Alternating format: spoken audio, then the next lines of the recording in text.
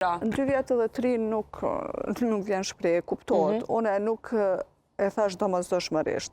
Po une mora një krahasim të shtetit tonë, prej 2018 deri sot rritjen, trendin e rritjeve, që asnjë nga gjykimet me aq sa kam informacion nuk është bërë për shkak vrasjeve nuk është bërë për shkak të hakmarrjes, por shumica janë edhe në baza gjinore. Fatkeqësisht, kur të e marr këtë krahasim nga zhvillimet në Kosovë dhe krahasimin me veprimet edhe dënimet që i marrin në botë, unë kam marrë në përfundim që nuk është faktor dënimi. Tash të dënimi për djalin që është në 19 vjeçar, ky ka kryer një veprim, e ka pranuar dhe ka me marrë dënimin për pasojën që e ka kriju. Dënimi parapar me ligj është minimum 10 vjet deri në dënim të përjetshëm. 10 vjet që nuk vjen shprehje në Kosovë. Për vrasje nuk ka, bilem edhe për vrasje në tentativë trondë është diskutabile.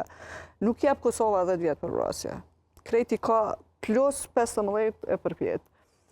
Që në raport me rajonin edhe me Evropën janë dënimet larta.